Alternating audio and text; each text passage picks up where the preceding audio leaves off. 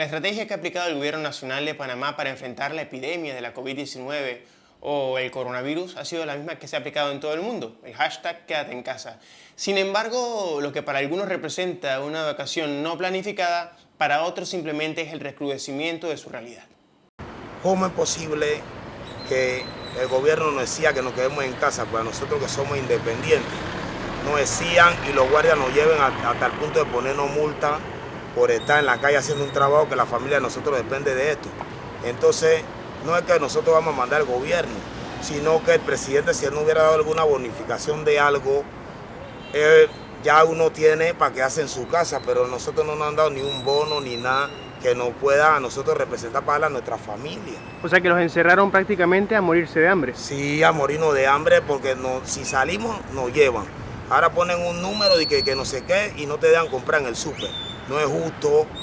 Son encierros obligatorios en uno de los países más desiguales del mundo.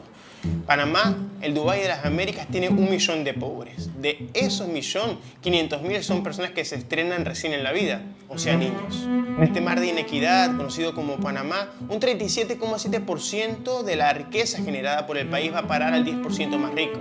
Sin embargo, al contrario, apenas un 1,1% de la riqueza va a parar al 10% más pobre. Si no les alcanza con ese dato, les puedo decir que un 27% de la población de la tercera edad, de los ancianos, viven en precariedad. Estamos hablando del grupo que más se puede ver afectado por la crisis sanitaria.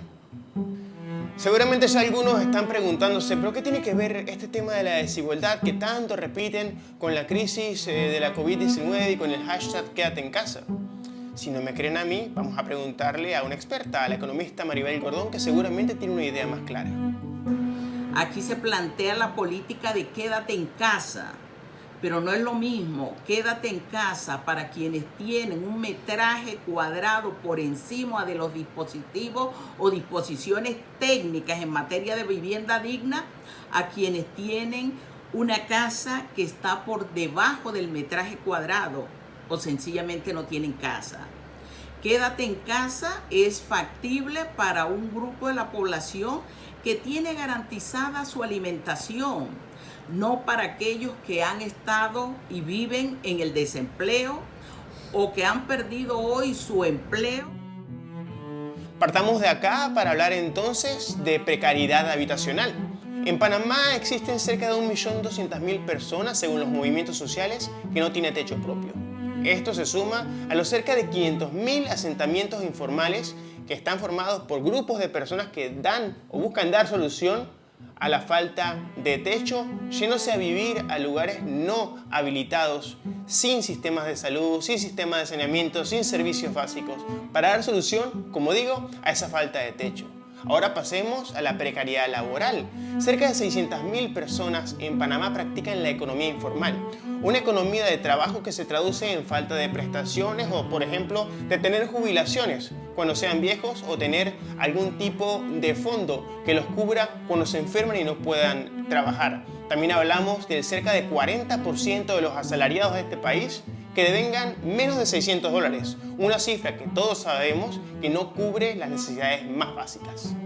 Trabajadores encerrados que dependen de los bonos del Estado, que muchos sabemos que llegan para algunos y que para otros todavía no han sido una realidad. Muchísimas comunidades reportan, por ejemplo, o se quejan o han hecho cierres de calles debido a que estos bonos no han llegado y las situaciones de hambre y falta de insumos ya se comienzan a ser notables y desesperantes para ellos. Esta lucha no es de uno. Esta lucha es de todos. Esta lucha no es de uno. Esta lucha es de todos. Además, mientras siguen sin poder trabajar, los servicios básicos y las cuentas bancarias, tipo los créditos, las hipotecas y demás, siguen corriendo. Y gente como la del Consejo Nacional de la Empresa Privada ha dicho que se opone a la norma. El propio presidente, el señor Julio de la Lastra, dijo lo siguiente, esto sí lo tengo que leer porque no lo puedo creer, que de nada sirve o de nada va a servir al país tener una población 100% sana si se va a tener un país en bancarrota. Por lo menos esto derriba el mito de que estamos todos en el mismo barco. Bueno, para decir la verdad, ni siquiera antes de la crisis de la COVID-19 estuvimos en el mismo navío. Se calcula que, por ejemplo, en el tema fiscal, Los trabajadores panameños aportamos 1.134 millones de dólares al fisco. Sin embargo, las empresas solamente aportaron 902 millones en ese mismo periodo que estoy hablando, que es el año 2017.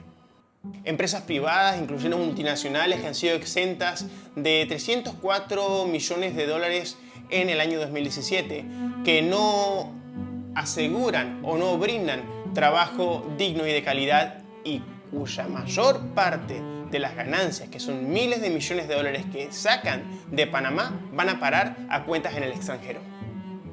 No, la pandemia en nuestro país no se vive igual en todos lados. No tenemos las mismas obligaciones y no tenemos las mismas consecuencias. No estamos todos juntos en el mismo barco. Y sabemos que cuando pase la tormenta, los mismos de siempre estarán haciendo lo que mejor saben hacer: vender al país al mejor postor.